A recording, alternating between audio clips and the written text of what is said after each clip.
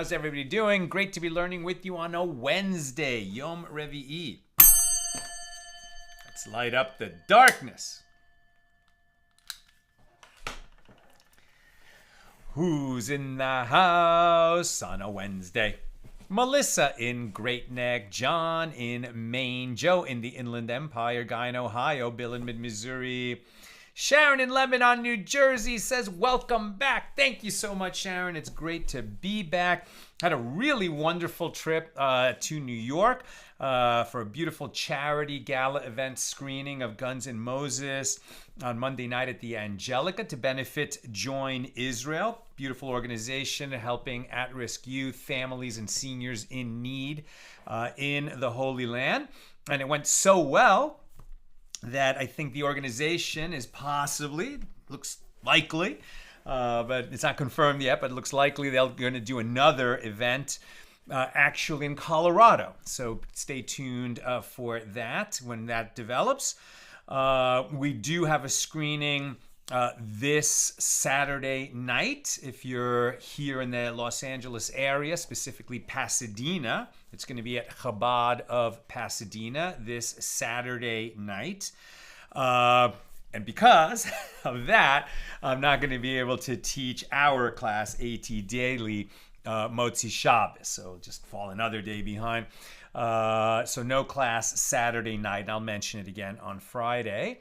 And I'll also mention that Thursday next week, tomorrow, no problem, but Thursday next week is Thanksgiving. And we could have the class, would like to have the class, but in reality, so many people are not going to be able to make it. We'll take the day off for that particular national holiday. And was there something else that I needed to announce? No, today we're just going to do a single daf.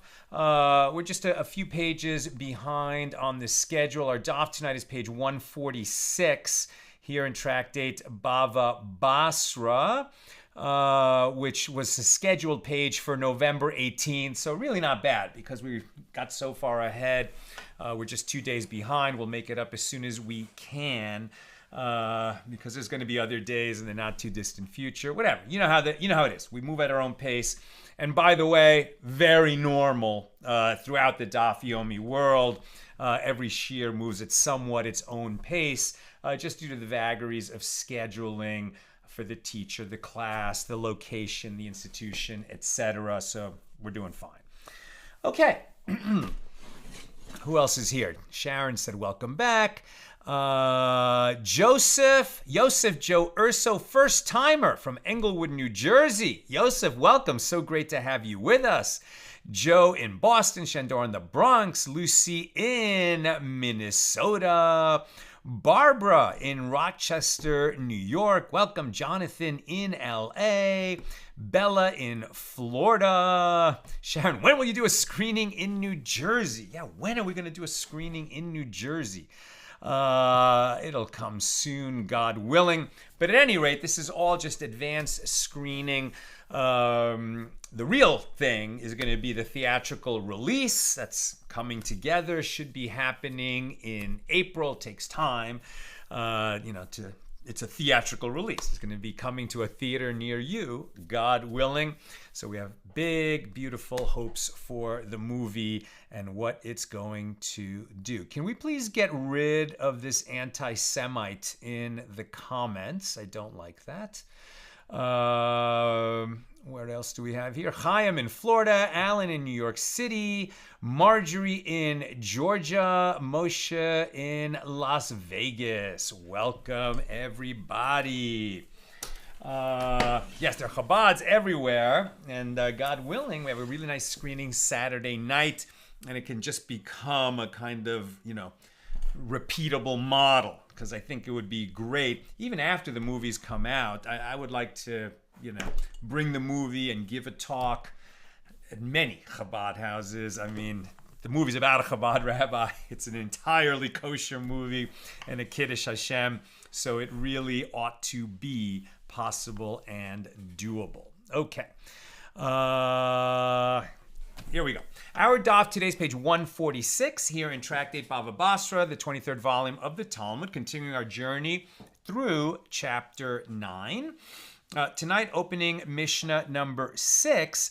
And it's great how this is working out because this is talking about somebody who sends, the way things were done in ancient times when the betrothal, as we've talked about a bunch of times, but for newcomers, a betrothal, as it was practiced in 2,000 years ago, 1,500 years ago, during the times that we're talking about here, and certainly biblical times, is a different thing. It's not like an engagement, right? So these days, a couple gets engaged, they decide not to get married. Okay, they call off the engagement. Hopefully she gives the ring back. Maybe not necessarily. Maybe she shouldn't. I mean, whatever. I'm not making any judgments about that.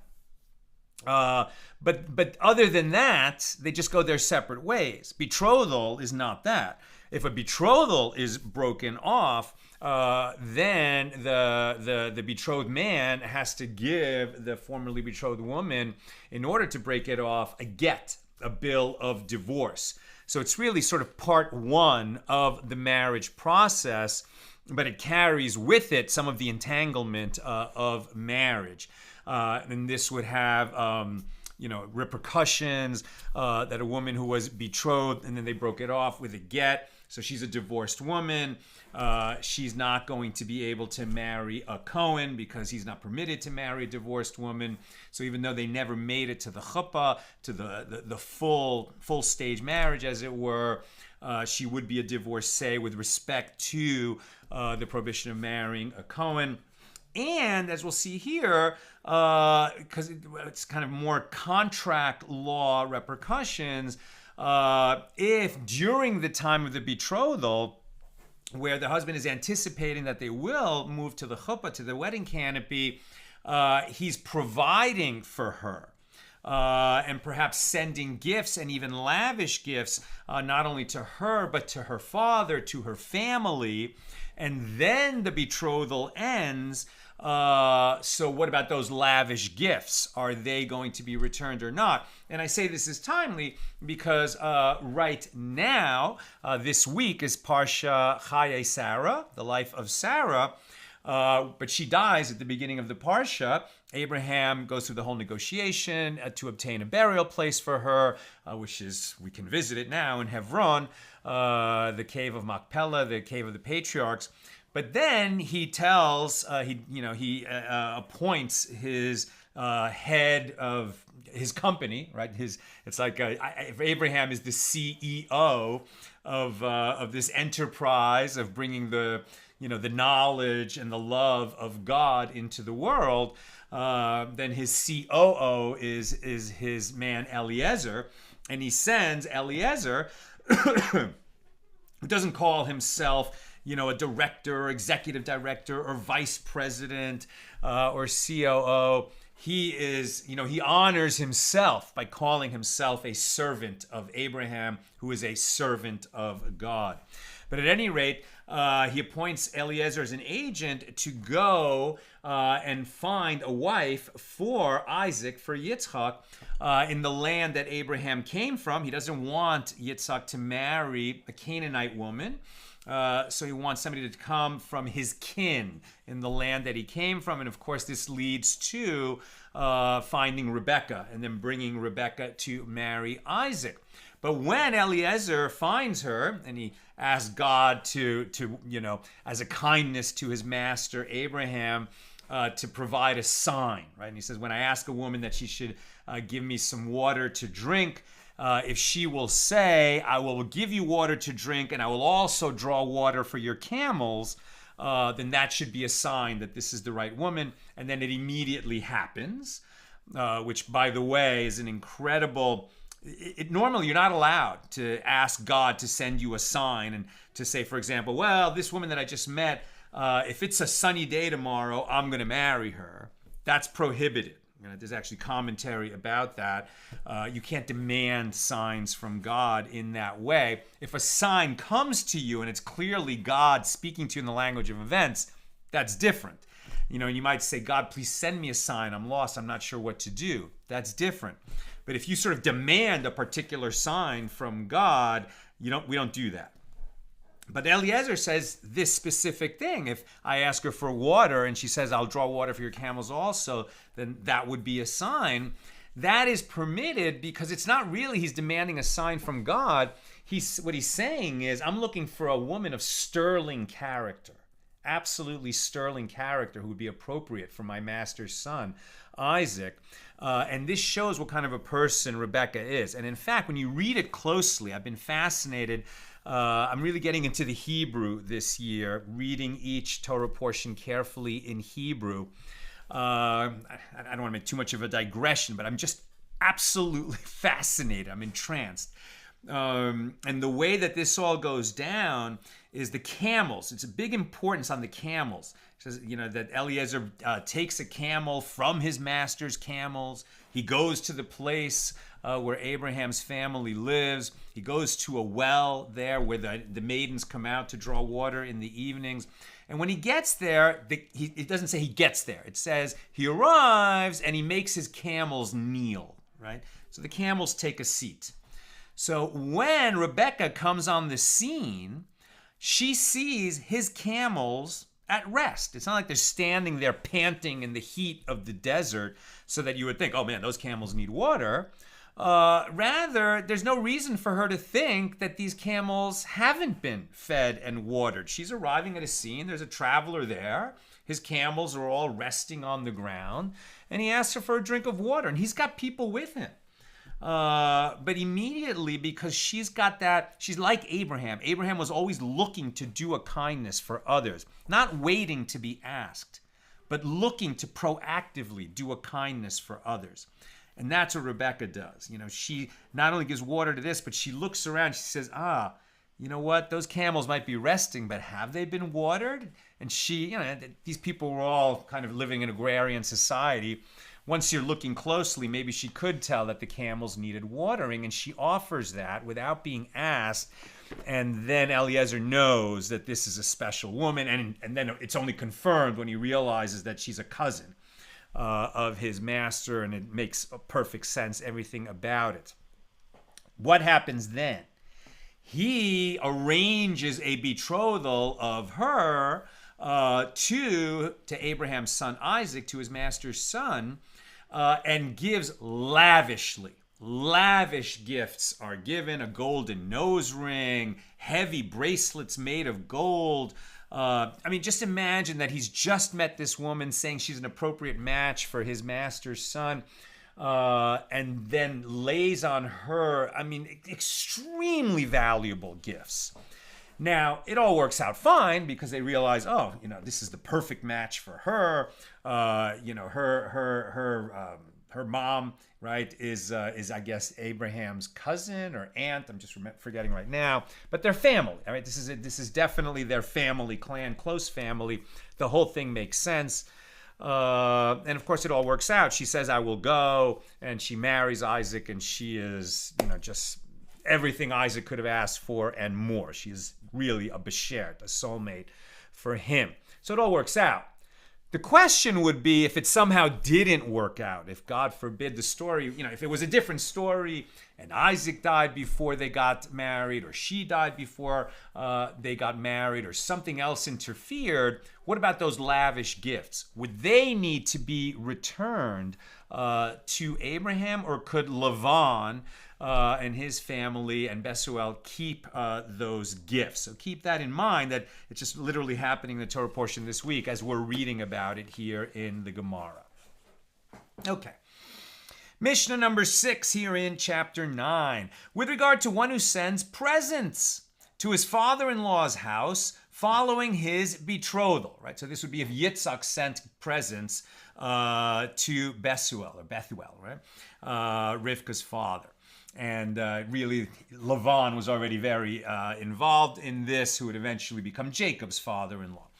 Okay, so one who sends presents to his father-in-law's house following his betrothal, even if he sent there the sum of 10,000 dinars, an astronomical sum, and subsequently ate there a groom's feast, even worth the value of a single dinar. If, for any reason, the marriage is not effected, the presents are not collected in return by the formerly betrothed man. That's what the Mishna says. The halacha ends up being something different, but that's where we are now in the Mishnah.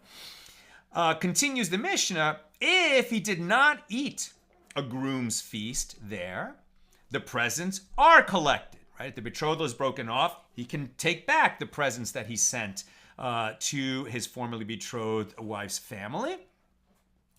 If he did not eat a groom's feast there, the presents are collected, are taken back, as they were not an unconditional gift.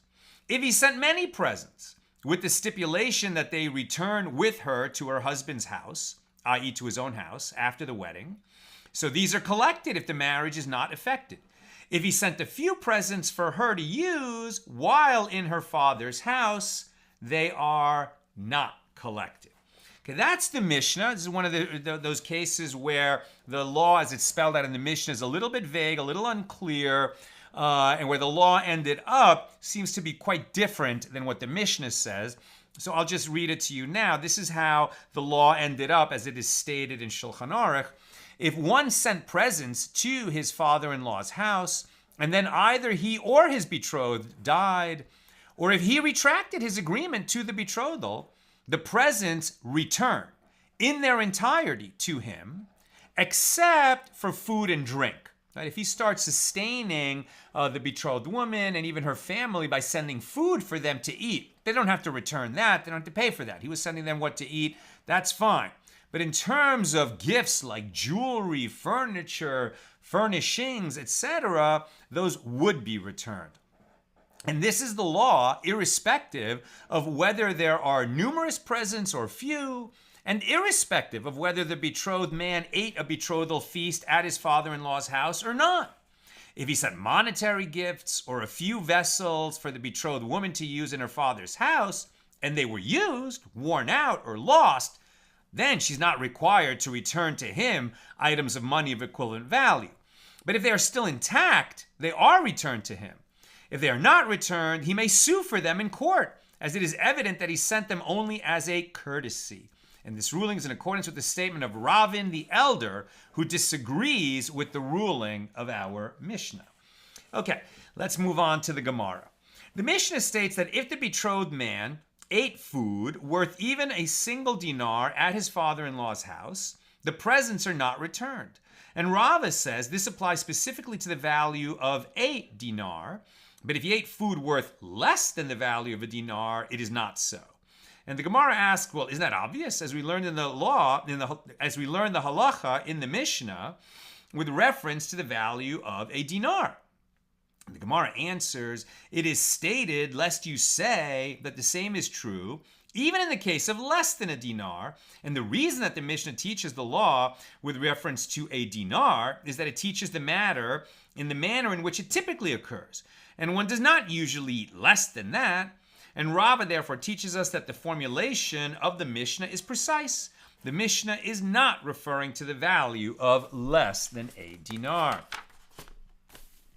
Now the Gemara asks, we learned the halacha in the Mishnah with regard to a betrothed man who ate at his father-in-law's house. What is the law if he drank there?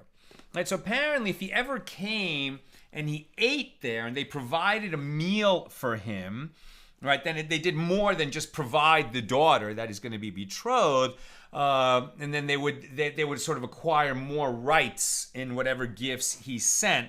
As I said, it ends up not really depending on what he ate or not, but we're not up to that yet in this discussion. So, as the Mishnah is stated, if he ate something at his father-in-law's house, so then they don't have to return the gifts. So they're saying, okay, well, that's if he ate. What if he only drank?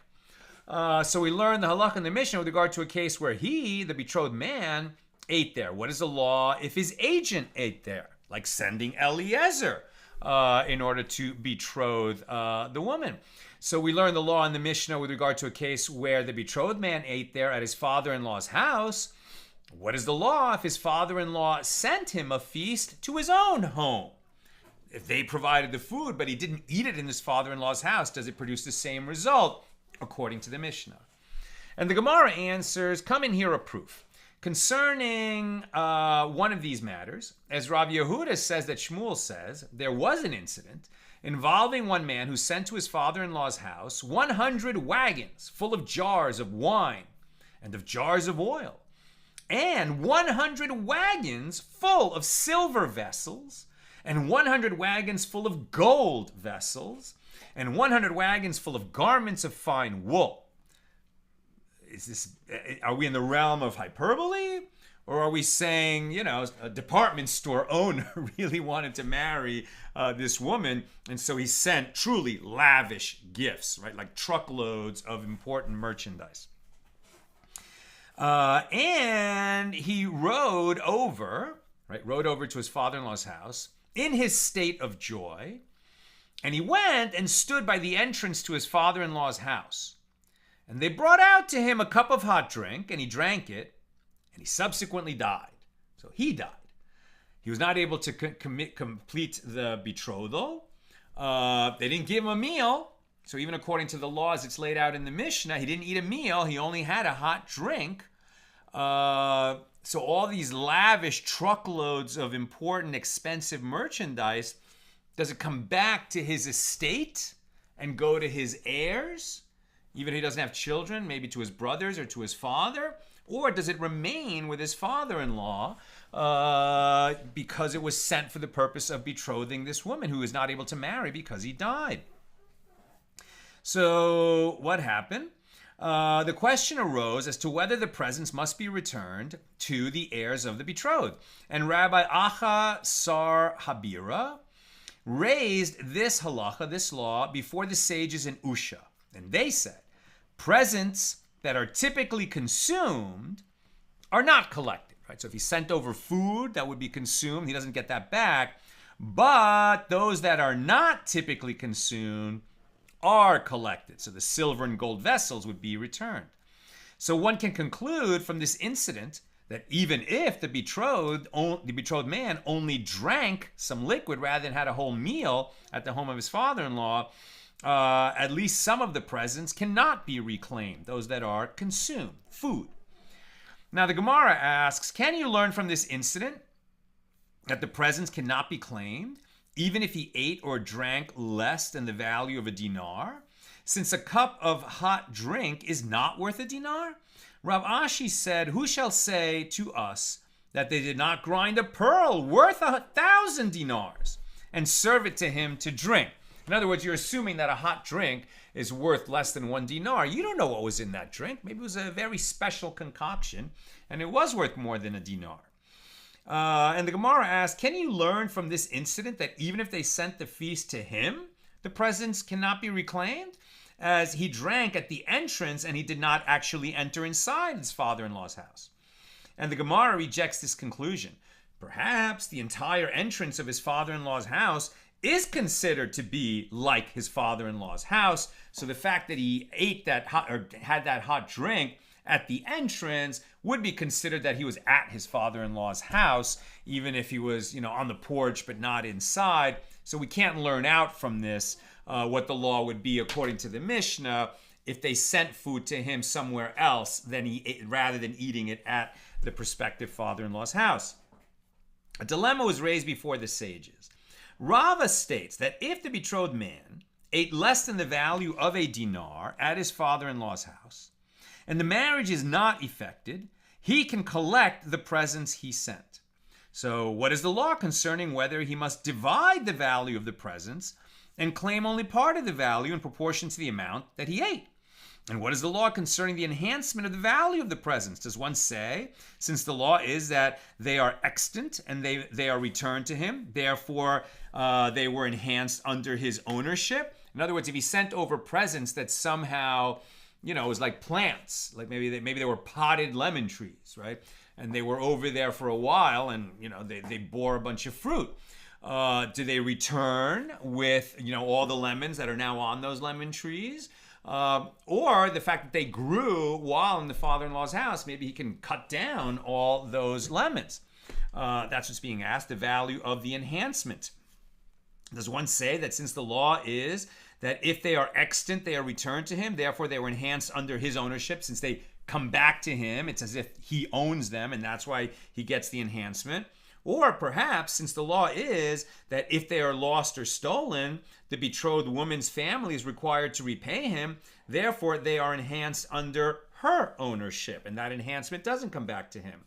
And about all these dilemmas, these nuances of how much is returned, when it's returned, what about increased value, etc., depending on how much he ate or whether he only drank and where he ate and drank, all these dilemmas, teku, shall stand unresolved. Rava raises another dilemma. What is the law with regard to presents that are typically consumed but were not consumed? He sent over food for their consumption, but then, they got into an argument and said, you know what, it's off. Does he take back the food that he brought over to eat with his father-in-law's family? Presents that are typically consumed. But now that it's off, does he take them back? Since they haven't been eaten? And the Gemara replies, come and hear a proof. And Rabbi Achasar Habira raised this halakha before the sages at Usha. And they said, presents that are typically consumed are not collected, and those that are not typically consumed are collected, meaning recollected. Taken back. So what? Is it not referring to presents that are typically consumed even though they were not consumed? But the Gemara rejects this. No, the Mishna is referring to presents that were actually consumed. What about presents that are typically consumed like food, but they weren't consumed before they broke it off? We don't know yet if they are returned or not. And the Gemara replies, come and hear a proof from the Mishnah. If he sent a few presents for her to use while she is in her father's house, they are not collected. This indicates that they cannot be collected in any event, irrespective of whether they were used or not. And Rava interpreted the Mishnah as referring to a snood or a hairnet, which are insignificant items that the betrothed man sends without any intention of later collecting them if the betrothal is broken off. Rav Yehuda says that Rav says there was an incident involving one man who sent new wine and new oil and new linen garments to his father-in-law's house at the time of Shavuot. And the Gemara asks, what is this incident teaching us? And the Gemara answers, well, if you wish, say that it teaches us the importance, i.e. the greatness of Eretz Yisrael, the land of Israel, where there is new wine, new oil, and new linen already available at the time of Shavuot. Shavuot is a summer holiday, usually lands around June of the solar year. And remember that that in Israel, in this, especially as it was practiced back then, very agrarian society, very hot climate. Usually the growing season is the winter. The harvest is in the spring, but it can be delayed, deeper into the summer.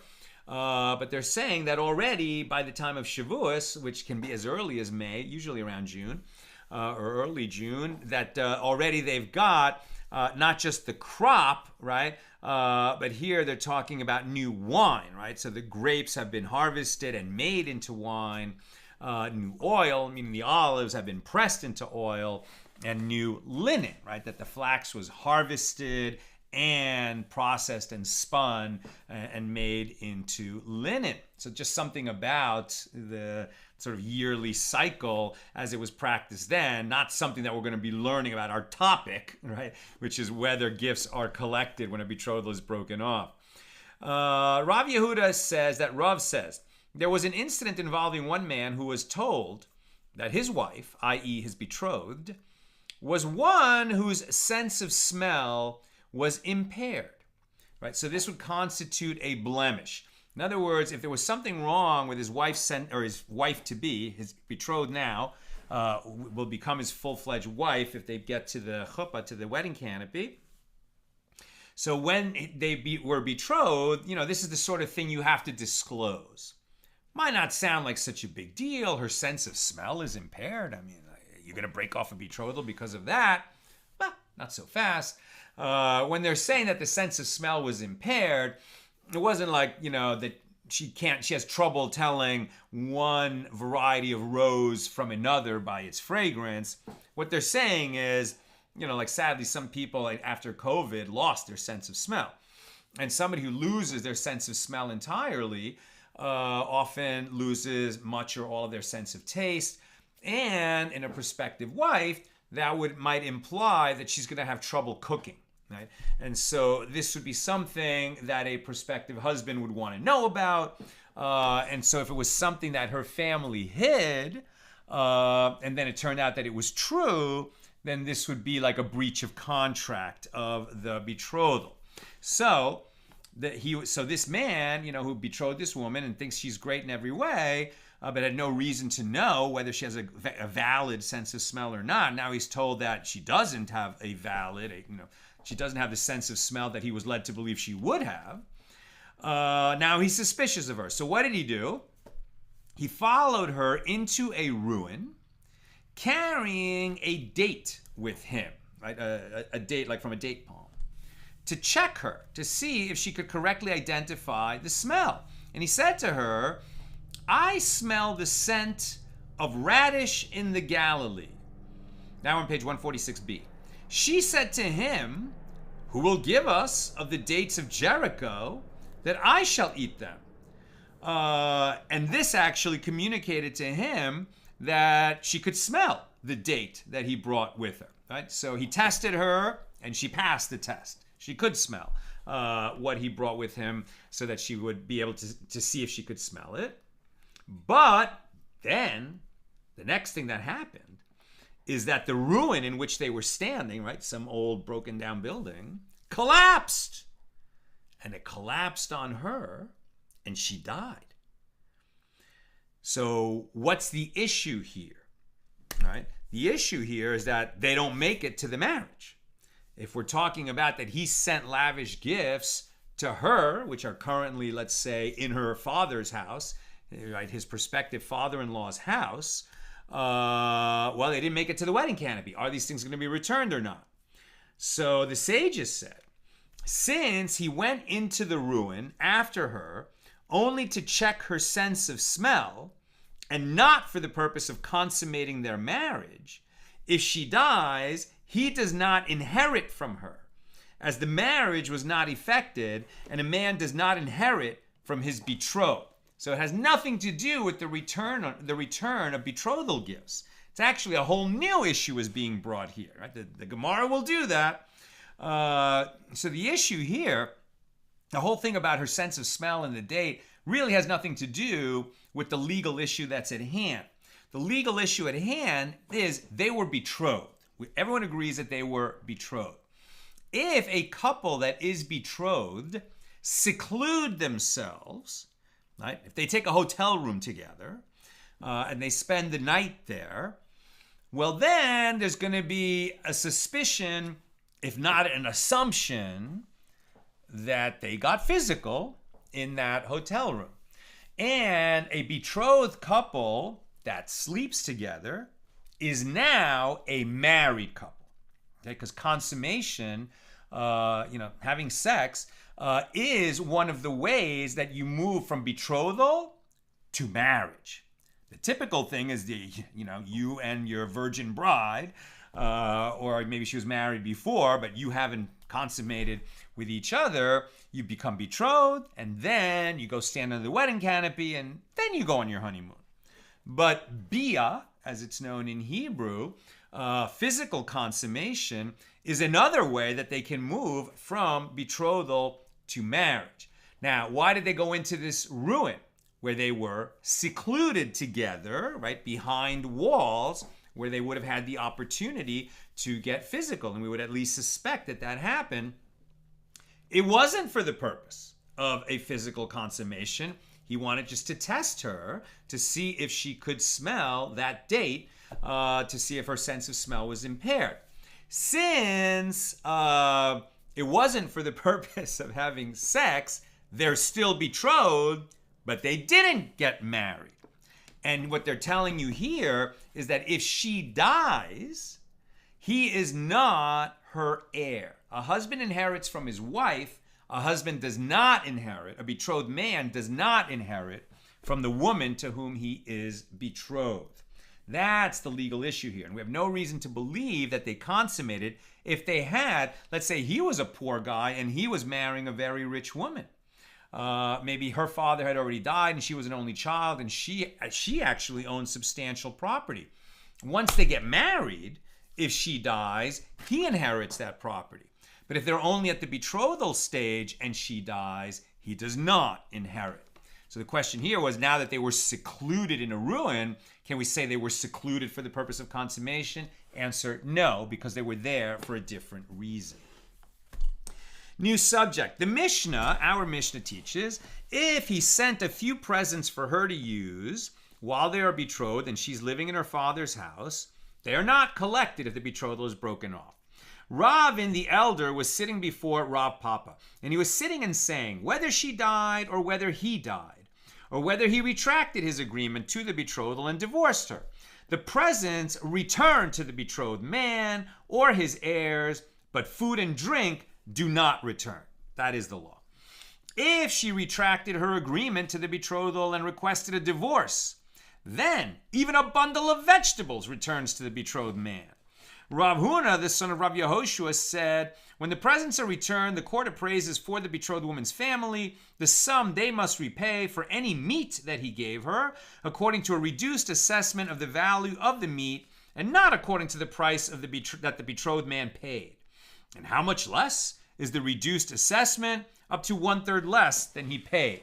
Right? They didn't eat it, but they're not gonna owe him the purchase price of the meat. They're gonna owe him, meat that was purchased, transported, received, had been away from the market for a few days, reduction in its value. And that concludes our discussion of Mishnah number 6 here in chapter 9. New Mishnah number 7. With regard to a person on his deathbed who wrote a deed granting all of his property to others, and he reserved for himself any amount of land, his gift stands, even if he subsequently recovers. Right? He wrote this on his deathbed. If he did not reserve for himself any amount of land and he recovered, then his gift does not stand, as the gift was conditional upon his death. How do we know that? Because it is evident that he did not intend to leave himself without means of support. Right? If somebody says on his deathbed, okay, I want, this relative to inherit from me, and I hereby give you, 90% of my estate. He reserved 10% for him. In case he recovers, he has what to live off. So that gift stands, even if he recovers. But if he says while he's lying sick on his deathbed, I give everything to this relative of mine, then it's clear that he thinks that he's gonna die, and that's why he's making that gift. And if he recovers, right, he would have given away everything and left himself no way to live. He's now a pauper because he gave everything away. Well, he was only giving it all away because he thought he was dying. So it was a gift that was really what he was saying is, if I die, you get everything. But if I don't, you don't. And so we say that there is no gift at all if he gave it all away. But if he reserves something for himself, then the gift stands. That's Mishnah 7. Gemara. Who is the Tana, the rabbi of the Mishnaic period, which precedes the Gemara period? Who is the Tana who taught that we follow the principle of assessing a person's intentions, even when he did not express his intentions? Rav Nachman said this is the opinion of Rabbi Shimon ben Manasseh, as it is taught in a Baraisa Tosefta of Kesubos 5:9. In a case where one's son went overseas, and the man heard that his son died, and so then he arose and wrote a document granting all of his property to some other relative, or some other person, and then his son came back. It turned out that his son had not died. Well, his gift to these other people is a valid gift. Rabbi Shimon ben Manasseh says, no, his gift is not a valid gift, as had he known that his son was alive, he would not have written a document granting all his property to someone else. He only did that because he thought his son was dead. He should have said, if indeed my son is dead, God forbid, you can have all this property. He didn't express that, But according to Shimon ben Manasseh, it's obvious from the way that the events went down, and so we would attribute that intention to him as a condition on the gift that he made to these other people. Rav Sheshes said, this is the opinion of Rabbi Shimon Shazuri, again, about attributing intention. Rav Sheshes said, this is the opinion of Rabbi Shimon Shazuri, as it is taught in a Mishna, Tractate Gittin 65b. Initially, the sages would say, with regard to one who was taken out in a collar to be executed. Right. So in other words, somebody was imprisoned by the Romans or by the Persians, and they took him out in a collar where it looks like, they're going to execute him. And, we might not see the execution, but this guy's definitely in big trouble, major trouble. Most people that are taken out in a collar like this, maybe they're made to be slaves on a galley, rowing where most people die. Maybe they're going to go put in the front line of some war, or maybe they're just literally going to be executed in some field where it's not going to be seen. But, 99% of the people who go out with that collar on their neck being marched away by the Romans never come back. So that's the situation. So initially the sages would say, with regard to one who was taken out in a collar to be executed, and he said, write a bill of divorce for my wife. Now, what's the issue? He said, write a bill of divorce. He didn't say, write a bill of divorce for my wife and give it to her, right? Because if you write a bill of divorce, you're not divorced from your wife until you hand it to her. That's the process for getting divorced. You have to write a get and then hand it to her. There has to be witnesses, etc. There's lots more particulars of it, but he only gave the command, write a bill of divorce. Now, in that situation, the sages were saying, no, you should just give it to her because the guy wasn't thinking straight, or he wasn't thinking about perfect legality here. And because he might be taken away in that collar and we never actually see his death, right? So then this poor woman who won't have witnesses to testify about the husband that he's dead, and since she's not divorced, she'll never be able to remarry. She'll be a stranded woman in Agunah. So that's why, for her benefit, if we hear this man who's on his way to be executed, but who's going to disappear, we're not going to actually see him killed, and he says, write a bill of divorce for her, we write it and give it to her. Right? But listen closely. Initially, the sages would say, with regard to one who was taken out of a collar to be executed and said, write a bill of divorce for my wife, these people should write it and give it to her.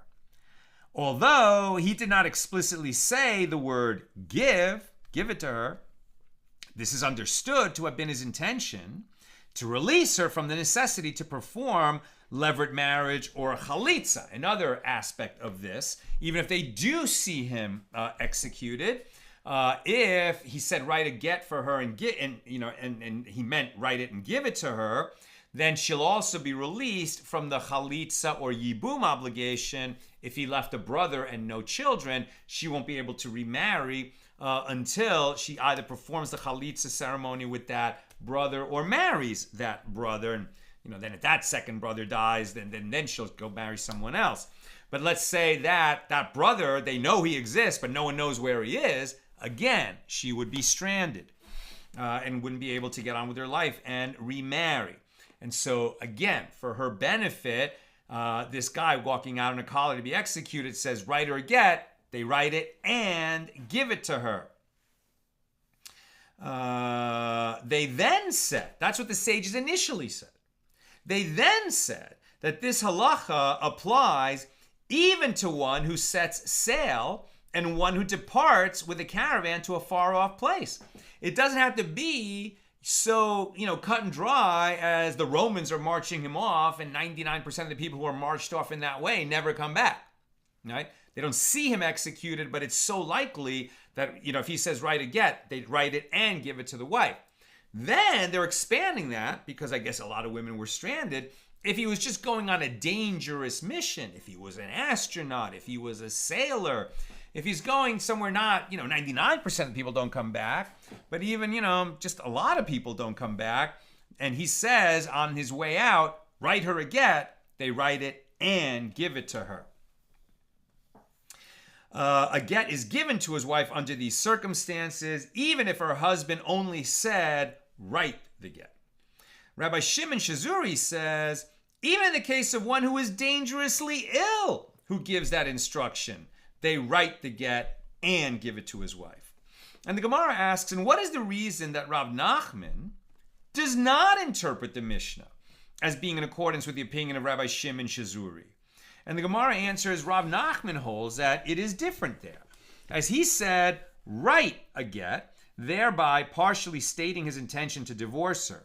Whereas in the case of our Mishnah here, he did not express his intention at all. This guy on his deathbed who says, give my property to so-and-so, without reserving any, if he doesn't reserve anything for himself, we say, no, he only meant to give it away because he thought he was dying, and he didn't state that condition, but we know he meant that because he didn't reserve anything for himself, right? And Rav Nachman says, does he hold by this? This is what's being asked.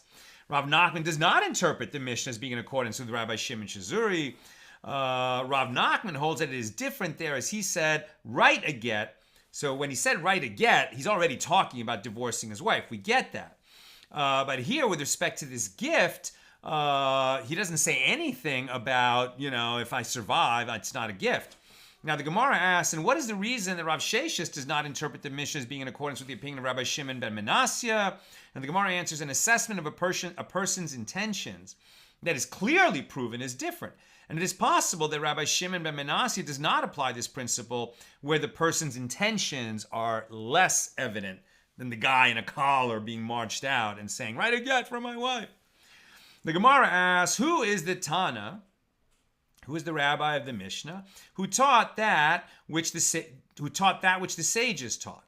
In Tosefta Kesubos 4:15, if one was ill and bedridden, and those present said to him, to whom shall your property be given? And he said to them, previously I thought I had a son. Now that I have been informed that I do not have a son, my property shall be given to so-and-so.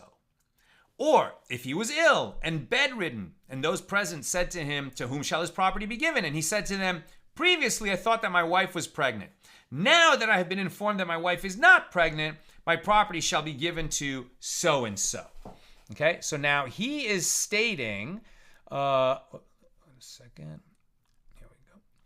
He is stating the reason why he's giving it, to his cousin.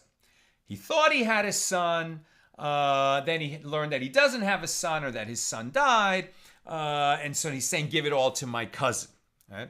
But he's not saying, if it turns out that my son is alive, then give it to my son. But if my son, is not living, then give it to my cousin. He doesn't say that. He says, I used to think I had a son. I learned that I don't, so give it to my cousin. He didn't say anything in terms of the language of a condition, but he did express his reason for giving it to his cousin. So what happens in that situation? And if it then became known in either of those cases that he had a son, or that his son was living, or that his wife was pregnant, he thought he was not going to give it away because he thought his wife was pregnant. Then he was told that his wife is not pregnant, and then he learned, no. The second report was wrong. His wife is pregnant, or his son is alive. So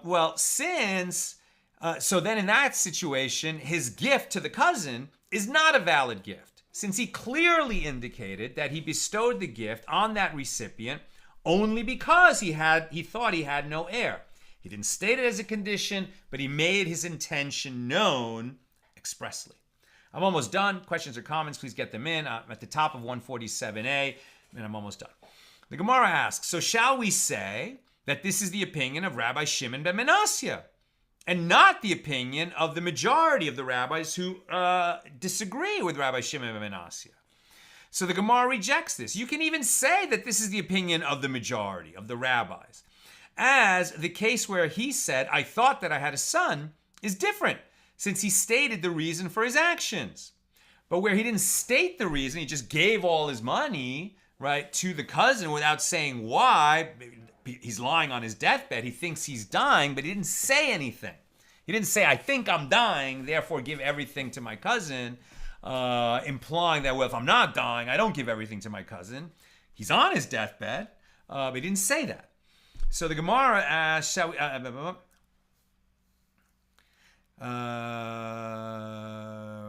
since he stated the reason for his actions. Since the difference between the cases is obvious, did he give a reason or did he not give a reason? The Gemara asks, well, he who asked it, why did he ask it? Since this is clear, okay, in one case he states his reason, not just a condition or an intent. He doesn't state a condition, he doesn't state his intention, but he explains why he's acting the way he's acting. That, would imply that if he does have a son, he doesn't want to give away his fortune to his cousin. So then, isn't that obvious? So why do we have a question? So he who asked it, why did he ask it? And the Gemara replies, lest you say that when the man on his deathbed mentioned that he does not have a son, he is mentioning it only as an expression of his sorrow, since the matter of the disposal of his estate brings it to mind, but he is not mentioning this as the reason for the gift. The Baraisa therefore teaches us that the reference to his son indicates that, had he known that he had a son, he would not have given the property to others. We don't just take his statements as, yeah, I wish I had a son, so I give it all to my cousin, and it's just, a guy talking. It's evidence of his state of mind that if he actually knew he had a son, he would not be giving away that gift, and therefore we do apply his intention to what he's saying. That's what I've got for us today. Lucy, can a woman break a betrothal as an adult? I remember that if she was betrothed as a child, she can break it and refuse marriage. Can she also, as an adult, she can't issue a get? Correct. This refusal that you're talking about is not breaking off a betrothal, right? If her brothers or her brother or her mother betrothed her to some guy, and then when she becomes a legal adult, she doesn't want to marry that guy, so then she can exercise her right of refusal, and it's not breaking off a betrothal, which would require a get. In this circumstances that you're talking about, it's annulled, as if the betrothal had never existed. And she is not considered a divorcee, and she can marry a Cohen. But that's only in that specific circumstance where, as a minor, her father who had died didn't make the betrothal, her mother or her brother did it for her, then she exercises that right of refusal, then it's as if she was never betrothed. But in the case of an adult who was betrothed, or her father betrothed her, and then she wants to break it off, then she's breaking it off. Now she can demand a get, as it were. I don't want to be married to her. I don't want to be married to you. I don't want to be married to you.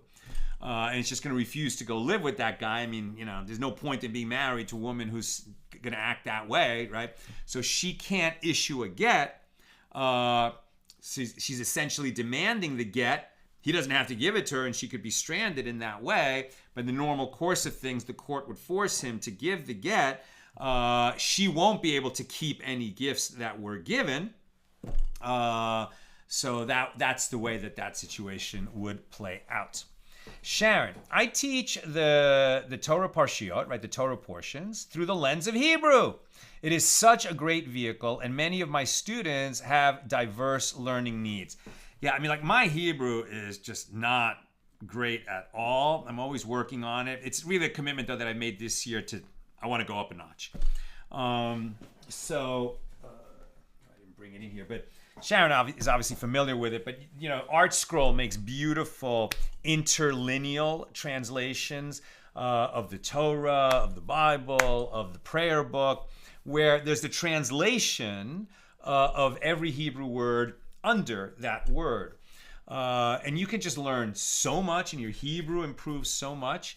And even though, it's not like if you just stay committed and keep doing that, you're suddenly speaking conversational Hebrew. Nevertheless, you start to see an extraordinary amount of detail and poetry and nuance and mood in the Bible that you wouldn't see otherwise. And I certainly plan, I'm sort of starting to prepare for it now, when we finish Daf Yomi, or maybe sooner than that, when I start teaching AT Daily, I want to start doing, going through the Hebrew Bible from beginning to end. We'll see how long it takes. But I'll be teaching in English, but I will definitely be bringing in, like, what is the Hebrew doing here? Anytime you read Bible verses and you see the word indeed or verily or surely, so that's this English approximation of what's really going on in the Hebrew, where in Hebrew usually a verb is being repeated, or sometimes a noun, and that's being done for emphasis. But the poetry of it, and the way that the meaning is adjusted, or the fact that Hebrew has fewer words than English does, and it kind of recycles one word to have several meanings. And again, it just has such a different meaning. I wrote a piece that's going to come out in next week's Table for Five about Rebecca, when she senses Jacob and Esau, the twins, struggling within her womb. And it says that the way it's normally translated is when she goes to ask God what's going on, and God says, there's two kingdoms or two regimes. Again, that word is interesting. At war within you, and they shall be separated, and one will be stronger than the other. One kingdom will be stronger than the other kingdom, right? And that's how it's usually translated. One kingdom will be stronger than the other kingdom.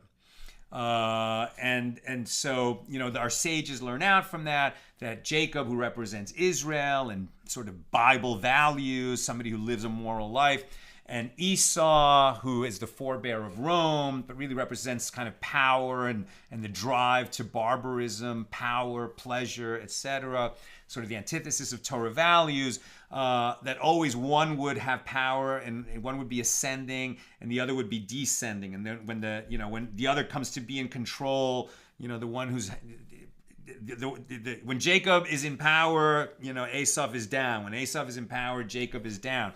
And they would never both be powerful or both be out of power. It would always be throughout history like this. But what it actually says is that one kingdom will become stronger from the other kingdom, right? The preposition me says that one will become stronger from the other. And once you see that meaning is also involved in that phrase, then spiritually speaking, it becomes fascinating. So definitely read next week's Table for Five and my commentary on that verse. Final question from Joe. Aren't unmarried couples not allowed to be alone, that they always have people with them or around them? Yeah, for this reason. Right, for this very reason. Nowadays we don't say that, God forbid, young kids who sleep together, they're married and they need to get a divorce. Though technically you could make that argument, but there's reasons we don't.